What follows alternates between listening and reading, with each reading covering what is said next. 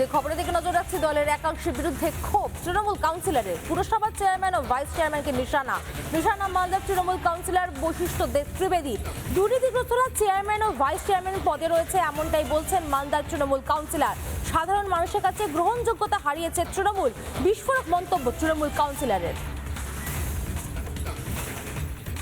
আজ খারাপ লাগে, দলে এক শ্রেণী ব্যবসায়ী লোক ঢুকে দলটা করলো না, সরাসরি শুধু ব্যবসা করলো, কিন্তু দল এই শুদ্ধিকরণটা করতে পারলো না, তার জন্য এই বিপর্যয়। পরাজয়ের কারণ হচ্ছে দুষ্কৃতীরা ঢুকে গেল এই দলের ভিতরে।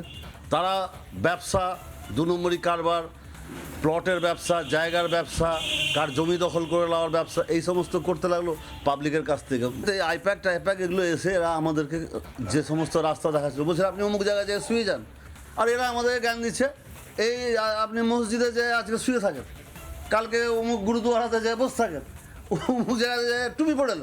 এগুলো কি কোথায়? তো বললাম না, এর আগেও তো বলেছি, বলার যে জায়গা না। দুর্নীতিগ্রস্তরা চেয়ারম্যান ও ভাইস চেয়ারম্যান পদে রয়েছে এমন বিস্ফোরক দাবি করছেন তৃণমূলের কাউন্সিলর। আর এই নিয়ে স্থানীয় বিজেপি এবং তৃণমূল নেতৃত্ব তারা কি জানিয়েছে, একবার শোনাবো আপনাদের। হ্যাঁ, তো টাকা দিয়ে প্রার্থী হয়, এদের মূল কাজই হচ্ছে কালেকশন করা। কাটমারি কী করে পাওয়া যায়? এরা কোথাও কিছু করে না। পঞ্চায়েতে প্রার্থী করতে গেলে টাকা লাগে, বিধানসভায় প্রার্থী করতে গেলে অভিষেক ব্যানার্জিকে টাকা দিতে হয়, সমস্ত জায়গায় টাকা ছাড়া এদের কিচ্ছু হয় না। এরা যারা তৃণমূল করে তাদের কাছ থেকেও টাকা নেই। খুব বাস্তব কথা তারা বলছে, টাকা ছাড়া কাজ হয় না। আমরা বলে এসেছি। দেখুন, কিছু তো ল্যাকুনা আছেই, সেই ল্যাকুনাকে দলের অভ্যন্তরে বলাটাই শ্রেয় বলে আমার মনে হয়।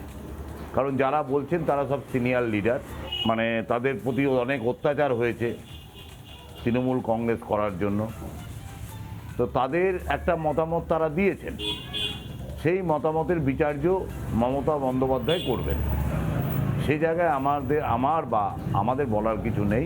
এই কঠিন পরিস্থিতিতে সবার সংযতভাবে থাকা উচিত, সবাই দলীয় ফোরামে কথা বলা উচিত বলে আমার ব্যক্তিগতভাবে মনে হয়। নানা ধরনের কন্টেন্ট দেখার জন্য লাইক করুন, শেয়ার করুন আমাদের ফেসবুক পেজ, সাবস্ক্রাইব করুন আমাদের ইউটিউব চ্যানেল।